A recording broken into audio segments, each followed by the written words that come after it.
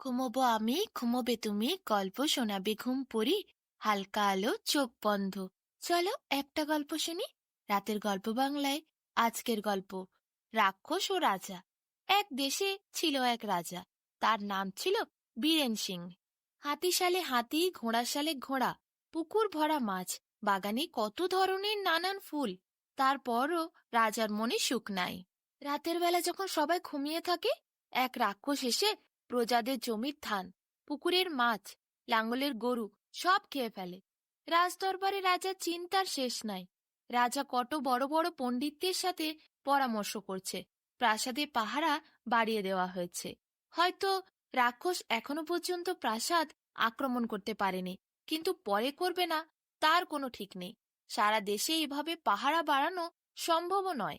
নিরীহ জনগণ মাঝে মাঝে রাক্ষসের আক্রমণে প্রাণ হারাচ্ছে। রাক্ষসের ক্ষুধার গ্রাস থেকে জনগণ রেহাই পাচ্ছে না। আর তাছাড়া যেখানে ধান, গরু, মাছ, ছাগল পাচ্ছে, সেখানেই রাক্ষস পটাপট তুলে গিলে ফেলছে। রাজার তো শুধু নিজের আরামে আয়েসে থাকলে চলবে না, সাধারণ মানুষের জান মালের নিরাপত্তার দায়িত্ব তারই। তবে এই কথাও সত্য যে তিনি চেষ্টা করেননি তা নয়, কিন্তু ব্যর্থ হয়ে যাচ্ছেন। বড় বড় পণ্ডিতদের কাছে তিনি প্রচুর পরামর্শও নিচ্ছেন। প্রতিদিন রাজদরবারে সভা বসছে, আলোচনা হচ্ছে, কিন্তু সমাধান হয় নাই। কেউ রাক্ষসের কোনো ক্ষতিই করতে পারছে না, না তাকে আটকাতে পারছে। এইভাবে দিনের পর দিন কেটে যেতে লাগলো। রাজা বীরেন সিং ভীষণ চিন্তায়। গপাগপ করে প্রজাদের এরপর খেয়ে ফেলছে রাক্ষস। একসময় রাজ্যের মানুষ খুবই কমে গেল। কার শাসনে তারা থাকবে? কে ওই দেশ শাসন করবে? এটাই এখন প্রশ্ন। রাজার শাসন এখন কমে যাচ্ছে, রাক্ষসের শাসনই বেড়ে যাচ্ছে। একদিন রাজদরবারে এক সন্ন্যাসী রাজার সাথে দেখা করার জন্য এসে উপস্থিত হলেন। প্রহরী তাকে আটকালো। প্রহরীকে সে বলল সে রাজার সাথে দেখা করতে চায়। প্রহরী এসে সে কথা রাজাকে জানালেন। রাজা বললেন, আমি মহা চিন্তায় আছি, এখন আমি সন্ন্যাসীর সাথে দেখা করতে পারবো না। তুমি বরং একটা সোনার মোহর বের করে দিচ্ছি, সেটা নিয়ে গিয়ে সন্ন্যাসীর হাতে দাও, আর ওকে বিদেয় করো। সন্ন্যাসীর জন্য একটি মোহর থলির থেকে বার করে রাজা প্রহরীর হাতে দিল। প্রহরীর সেই সোনার মোহর দেখে চোখ ছানা বড়া হয়ে গেল। প্রহরীকে কিন্তু সেদিন সন্ন্যাসী স্পষ্ট বলেছিল রাজার সাথে দেখা করে কথা বলতে চান রাক্ষসের ব্যাপারে, কিন্তু প্রহরী সেই কথা রাজাকে বললই না, ব্যাপারটা পুরো চেপে দিল। প্রহরী এরপর নিজে গোপনে পকেটে সেই সোনার মোহরটি নিয়ে নিল। তারপর সিংহ দরজার কাছে এসে সন্ন্যাসীকে বলল, চলে যান বাবা সন্ন্যাসী, রাজা ভীষণ ব্যস্ত, আজকে আর দেখা হবে না। হ্যাঁ ঠিক আছে, যখন মর্জি তখন দেখা করবে সম্রাট। এই বলে সন্ন্যাসী চলে গেল। সেদিন রাতে রাজা বীরেন সিং স্বপ্ন দেখলেন। গভীর কুয়াশার মধ্যে এক সন্ন্যাসী বেরিয়ে এলো। তোর দরবারে এসেছিলাম, কিন্তু তোর প্রহরী বলল তুই ব্যস্ত, তোর সাথে দেখা করা হবে না। তোর দুশ্চিন্তার সমাধান আমিই দিতে এসেছিলাম। তোর রাজ্যে প্রকৃত মালিক তোর প্রজারা, তাদের উপেক্ষা করে রাজ্যে সুখ ফেরাতে পারবি? কোনোদিন পারবি না। সন্ন্যাসী বাবা, আমার ভুল হয়ে গেছে, রাজা স্বপ্নের মধ্যেই চিৎকার করল। স্বপ্নের ঘোরের মধ্যেই রাজা বলতে শুরু করলেন, ওই রাক্ষসটাকে হত্যা করে আমাদের প্রজাদের জীবন রক্ষা করুন বাবা, আমাকে ক্ষমা করে দিন।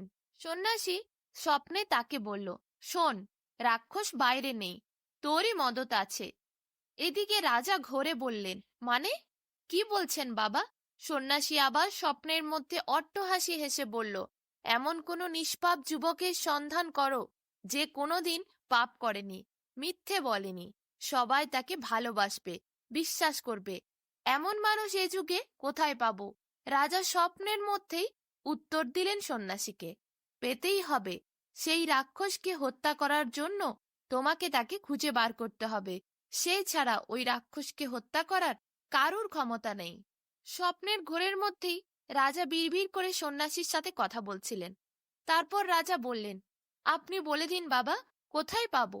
সন্ন্যাসী স্বপ্নে বলল, তোমার দেশে হদুস নামে এক গ্রাম আছে। সেই গ্রামে এক রাখাল বালক আছে, তার নাম হলো চন্দ্রেশ্বর। চন্দ্রেশ্বর ভীষণ ভালো মানুষ, তাকে তুমি বিশ্বাস করতে পারো। সে খুবই নিষ্পাপ। তার কাছে যাও। সেই বালক যে তোমায় সাহায্য করতে পারবে। তার সাহায্য ছাড়া এই কাজ তোমার করা অসম্ভব। রাজা স্বপ্নের মধ্যে সন্ন্যাসীর সাথে কথা বলছিলেন। হঠাৎ রাজার চোখ খুলে গেল। তিনি বিছানার থেকে উঠে বসলেন। দেখলেন কোথায় কি? সন্ন্যাসী স্বপ্নের কুয়াশার মধ্যে উধাও। কোথাও কিছুই নেই। তিনি এতক্ষণ কার সাথে কথা বলছিলেন কিছুই বুঝে উঠতে পারলেন না রাজা, কিন্তু কথাগুলো সব তার মনে আছে। তিনি অনেকক্ষণ চিন্তা ভাবনা করে ভাবলেন, না, সন্ন্যাসী যেটা স্বপ্নের মধ্যে তাকে আদেশ দিয়েছে সেটাই তাকে করতে হবে। তাড়াতাড়ি তিনি হাত মুখ ধুয়ে খবর পাঠালেন মন্ত্রীকে। মন্ত্রীকে বললেন গ্রামের ঠিকানা, সেখানে শীঘ্রই সন্ধান করা হোক সেই বালকের। মন্ত্রীকে আদেশ দিয়ে দিলেন। একদিন, দুদিন চাই, 3 দিন চাই, সেই গ্রামের লোক পৌঁছে যায় রাজার। চারিদিকে সন্ধান করতে থাকে। 7 দিন যাওয়ার পর তারা সত্যি সত্যি সেই রাখাল বালকের খোঁজ পায়, যার কথা স্বপ্নের মধ্যে সন্ন্যাসী রাজাকে বলেছিলেন। রাজা সেনারা গিয়ে দেখে এক পাহাড়ের নিচে গাছের তলায় বসে ছেলেটি বাঁশি বাজাচ্ছিল। রাজার সেনারা তাকে বলে, রাজাবাবু ডাক দিয়েছেন, তাকে যেতে হবে। কিন্তু ছেলেটি কোনো মতেই যেতে চায় না। সে কিছুতেই গেল না। সেনারা তাকে কোনোভাবেই সেখান থেকে নিয়ে যেতে পারল না। খবরটা এসে রাজাকে দেয়া হলো। রাজা বীরেন সিং নিজে পাহাড়ে উঠতে শুরু করলেন। উঠতে উঠতে তিনি ক্লান্ত হয়ে পড়লেন। কিছুক্ষণ বসলেন, আবার তিনি চূড়ার দিকে ওঠার জন্য তৈরি হলেন। কি সুন্দর মনোরম দৃশ্য ছিল! রাজা দেখে ভীষণ মুগ্ধ হয়ে যাচ্ছিল। দেখতে দেখতে সেই ছেলেটি পাহাড়ের ওপরে যে গাছের তলায় বসে বাঁশি বাজাতো সেইখানে রাজা পৌঁছে গেলেন। যখনই তিনি সেখানে পৌঁছে গেলেন, তার শরীরের সমস্ত ক্লান্তি যেন নিমেষেই দূর হয়ে গেল। সমস্ত পাহাড়ের চূড়া জুড়ে মখমলের গালিচার মতো সবুজ ঘাস, আর সেই ঘাসের বুকে নানা রকম ছোট্ট ছোট্ট ফুল ফুটে আছে। দূর থেকে মিষ্টি ঠান্ডা বাতাস এসে রাজার প্রাণ জুড়িয়ে দিচ্ছে। চূড়ার থেকে নিচের গ্রামটি দেখতে খুবই সুন্দর লাগছে, শিল্পীর আঁকা স্বর্গের ছবির মতো। আর সেই সুন্দর মুহূর্তে যুবকটির বাঁশির মধুর সুর রাজার মন প্রাণ জুড়িয়ে যাচ্ছে। রাজা তাকে দেখে এমনি মুগ্ধ হয়ে যাচ্ছিল। গাছটার কাছে এগিয়ে গিয়ে রাজা বলল, শোনো হে বালক, তোমার সাহায্য আমার প্রয়োজন। তুমি দয়া করে আমায় সাহায্য করো। আমি তোমার কাছে সাহায্যের আশায় এসেছি। রাখাল বালক তখন বাঁশি বাজানো বন্ধ করল। রাজার দিকে চোখ মিলে তাকিয়ে বলল, বলুন, আপনি কি বলতে চান? আমি আপনার সব কথা শুনব। রাজা তাকে বললেন, তুমি নিশ্চয়ই জানো দেশে একটা রাক্ষসের উপদ্রব শুরু হয়েছে। সে রাতের আঁধারে বেরিয়ে প্রজাদের জান মাল সব ধ্বংস করে ফেলছে। কত মানুষ প্রাণ হারিয়েছে। ছেলেটি বলল, শুনেছি, কিন্তু আমি কি করতে পারি? আপনার পোশাক দেখে মনে হচ্ছে আপনি এদেশের রাজা, তাই তো? রাজা মিষ্টি হেসে বললেন, ঠিকই অনুমান করেছ। আমি সেনাদের বলেছিলাম তোমাকে নিয়ে যেতে। তুমি যেতে পারোনি তাদের সাথে, তাই আমি তোমার কাছে নিজেই এসেছি। আমি দেশের রাজা হয়ে তোমার কাছে প্রার্থনা করছি। আমি এই কাজে পুরোপুরি ব্যর্থ হয়েছি। তোমার সাহায্য ছাড়া সেই রাক্ষসকে আটকানো সম্ভব নয়। আমার প্রজারা সবাই শেষ হয়ে যাবে। আমি কাদের নিয়ে শাসন করব? ছেলেটি বলল, ঠিক আছে, কিন্তু আমি আপনার জন্য কি করতে পারি?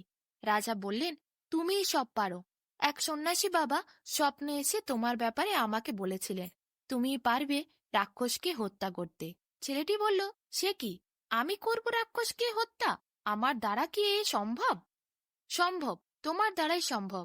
রাজা চিৎকার করে বলে উঠলেন, ওকে মারার জন্য যে শক্তি দরকার তা শুধু তোমার মধ্যে রয়েছে। সন্ন্যাসী বাবা স্বপ্নে এসে আমাকে সব বলেছেন। তিনি তোমায় নির্ধারণ করেছেন তুমিই পারবে। ছেলেটি মৃদু হেসে রাজার দিকে তাকিয়ে বলল, আমার সম্পদের ওপর লোভ নাই, কিন্তু আমার দ্বারা যদি দেশের মানুষের উপকার হয় আমি অবশ্যই তা করব, তাতে আমার জীবন যাক না কেন। রাজা তখন খুশি হয়ে ছেলেটিকে জড়িয়ে ধরলেন এবং বললেন, চলো, রাজপ্রাসাদে চলো। ছেলেটি এরপর উঠে দাঁড়ালো। এক ভিন্ন সুরে বাঁশি বাজাতে শুরু করলো। পালে পালে গরু, মহিষ, ভেড়া, উপত্যকার ঝোপেঝাড়ের থেকে বেরিয়ে এলো হাজারো পশু পাখি। সবাই তাকে অনুসরণ করলো। পাহাড়ের উপত্যকার পথ পেয়ে সবাই নিচে নামতে শুরু করলো। রাজা ছেলেটির সাথেও পা বাড়িয়ে বাড়িয়ে হাঁটছিলেন। রাজা অবাক হলেন ছেলেটির এই দৃশ্য দেখে। কি সুন্দর, পশুরা সব তাকে অনুসরণ করে যাচ্ছে। দেখতে দেখতে রাজা তাকে রাজবাড়িতে নিয়ে প্রবেশ করল। রাজা তাকে বলল, আজ রাতে রাক্ষস বধ করবে তুমি। রাজা তখন তাকে বলল, তোমার একটা তরবারি দরকার, এই নাও। না, আমি তাকে শারীরিক শক্তি দিয়ে বধ করব না। আমি তো আমার সততা, আত্মবিশ্বাস, প্রবৃত্ততা দিয়ে ওকে শেষ করব। রাজা আর কোনো কথা বলল না। রাখাল যুবক নিশ্চয়ই কোনো সাধারণ মানুষ না। রাজা বুঝে গেছিলেন, নিশ্চয়ই তার কোনো এমন কিছু পরিকল্পনা আছে যা রাজার কল্পনারও বাইরে। তাই রাজার তাকে কিছু বলল না। সেদিন রাতে রাখাল বালকটি জেগেছিল, রাক্ষসের অপেক্ষা করছিল সে। রাজা বীরেন সিং তার পাশেই ছিল। সমস্ত রাজ্যে প্রহরীরা ছড়িয়ে ছিটিয়ে ছিল। রাক্ষসের কোনো খবর পেলে ছুটে এসে রাজাকে তারা জানাবে। রাত গড়িয়ে মধ্যরাত নামল। তখন ছেলেটির চোখে ঘুম নেমে আসছিল। রাখাল বালক আর কিছুতেই চোখ খুলে রাখতে পারছিল না। হঠাৎ ধুম ধুম করে একটা আওয়াজ সে শুনল। তাড়াতাড়ি ছুটে গিয়ে রাজবাড়ির কক্ষ থেকে সে বেরিয়ে রাজার সামনের বারান্দায় তাকিয়ে দেখল, দূরে একটি ঝোড়ে অস্বাভাবিকভাবে কিছু একটা নড়ছে। সে তাড়াতাড়ি রাজবাড়ির থেকে নেমে পথ দিয়ে হেঁটে সেই দিকে যেতে থাকল। বাঁশঝাড় থেকে এক ঝাঁক সাদা বক উড়ে গেল তখন আকাশের দিকে। কিন্তু বিশাল একটা বাঁশ হাতে কেউ একজন ঝোড়ের আড়ালের থেকে রয়েছে। উড়ন্ত বকগুলোকে সে ধরে ফেলল। তাড়াতাড়ি রাখাল বালকটি ছুটে গেল সেই জিনিসটির কাছে। দেখতে পেল এ কি ভয়ানক দৃশ্য! বকগুলোকে গপাগপ মুখের মধ্যে পুরে চিবিয়ে খাচ্ছে এক বিশাল বড় রাক্ষস। রাক্ষসটি তখন রাখাল বালকটিকে লক্ষ্য করে ফেলেছে। রাক্ষস হো হো করে অট্টহাসি দিল। তারপর থুতু ছিটিয়ে দিল রাখাল বালকের মুখে। সে সঙ্গে সঙ্গে সরে গেল। থুতু যেখানে যেখানে পড়ল সেখানে সেখানে দাউ দাউ করে আগুন জ্বলে উঠল। রাখাল বালককে সে আগুন স্পর্শ করতে পারল না, তার আগেই সে সরে গেছিল। রাখাল বালকটির হাতে তখন বাঁশিটি ছিল। সে অদ্ভুত এক সুর তুলল। রাক্ষসের সমস্ত শরীর থরথর করে কেঁপে উঠল। সে ভীষণ বীভৎস বাজেভাবে চিৎকার করে উঠল। সমস্ত প্রজাদের ঘুম ভেঙে গেল। সবাই রাজবাড়ির থেকে বেরিয়ে তখন ছুটে এলো। নিরাপদ দূরত্বে দাঁড়িয়ে সেই রাক্ষস ভয়ানকভাবে চিৎকার করছিল। তখন কোনো মানুষ তার কাছে যাওয়ার সাহস করেনি। শুধুমাত্র রাখাল বালকটি তার সামনে দাঁড়িয়ে অনবরত বাঁশিতে সুর তুলছিল।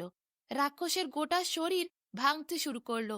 তার হাত, কান, পা সব যেন খুলে খুলে পড়ছিল। কি ভয়ানক বীভৎস সেই চিৎকার! এদিকে গাছপালা, দালান কোঠা সব কেঁপে কেঁপে উঠছিল সেই সুরে। বাঁশির সুর যেন ওপরে উঠে আরো তীব্র হয়ে উঠছিল। যত বাঁশির সুর বাড়ছিল রাক্ষসটি ততই রক্তাক্ত হয়ে পড়ছিল। তার সারা শরীরের অঙ্গগুলো খুলে খুলে পড়ছিল। তারপর সব গলতে শুরু করলো। একসময় গোটা রাক্ষসটা মাটিতে লুটিয়ে পড়ল। ধীরে ধীরে তার আকৃতি ছোট হলো। তার সমস্ত অঙ্গ গলে গেল। তার চেহারার পরিবর্তন হলো। প্রজারা অবাক হয়ে তাকিয়ে রইল সে দৃশ্য দেখে। সেখানে হঠাৎ করে সবাই তারপর চোখের পলক ফেলতে না ফেলতে দেখল রাক্ষসের জায়গায় তৈরি হলো রাজা বীরেন সিংহের দেহ। রাজা বীরেন সিংহের দিকে সত্যি সত্যি সামনে দাঁড়িয়ে সেই দৃশ্য দেখছিলেন। তার মতোই দেখতে আরেক রাজা বীরেন সিং রাক্ষসের দেহ থেকে কি করে নির্মিত হলো সেটাই তিনি বুঝে উঠতে পারছিলেন না। কয়েক মুহূর্তের মধ্যে রাক্ষসের দেহ থেকে তৈরি হওয়া সেই রাজা বীরেন সিংহ মিলিয়ে গেলেন। এরপর রাখাল বালক বাঁশি বাজাতে বাজাতে রাজবাড়িতে আবার প্রবেশ করল। তখন সব শেষ। রাক্ষসের আর কোনো অস্তিত্বই সেখানে নেই। রাজা বীরেন সিংকে রাখাল তখন বলল, রাজামশাই, আপনার দেহের আকার ধারণ করে ওই রাক্ষস বিভিন্ন জায়গায় যেত। আপনার শরীরের ওপর সে ভর করেছিল। মাঝে মধ্যে রাত্রেবেলা আপনি যখন ঘুমোতেন তখন আপনার শরীরে প্রবেশ করত, আর বাকি সময় আপনার রূপ ধারণ করে চারিদিকে ঘুরে বেড়াত। আপনারই অজান্তে আপনার শরীরের মধ্যে ওই রাক্ষস প্রবেশ করে থাকত। রাজা এরপর রাখাল বালককে অসংখ্য ধন্যবাদ জানালো, কারণ রাখাল বালক শুধুমাত্র দেশকে রাক্ষসের হাত থেকে বাঁচালো না, ওই রাক্ষসের হাত থেকে রাজাকেও বাঁচালো। রাজা এরপর রাখাল বালককে রাজবাড়ির মধ্যে গিয়ে একটি প্রস্তাব দিলেন। বললেন, আমার প্রিয় কন্যাকে তোমার হাতে তুলে দিতে চায়। রাখাল কিছুতেই রাজি ছিলেন না। তিনি না বলছিলেন, কিন্তু রাজবাড়ির সামনে হাজারো প্রজা তার কাছে এসে উপস্থিত হলো। তারা বলল, আমরা আপনাকেই চাই। আপনার মতো রাজা পেলে আমাদের দেশ ধন্য হবে। রাখাল বালকটি প্রজাদের কথা আর ফেলতে পারল না। সে রাজকুমারীর হাত নিজের হাতে নিল।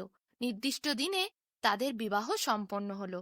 রাজা এরপর রাজ্যভার সেই রাখাল বালকের কাঁধে তুলে দিলেন। দিন যায় রাত যায়, রাজ্যের প্রজারা নতুন রাজাকে পেয়ে খুবই সুখে দিন কাটাতে থাকে। এদিকে রাজা সেও খুব খুশি। দেশে দিনে দিনে সমৃদ্ধি বাড়তে থাকে। এভাবে সেই রাজ্যে আবার সুখ শান্তি নেমে আসে আর খুশির বন্যা চারিদিকে বয়ে যায়।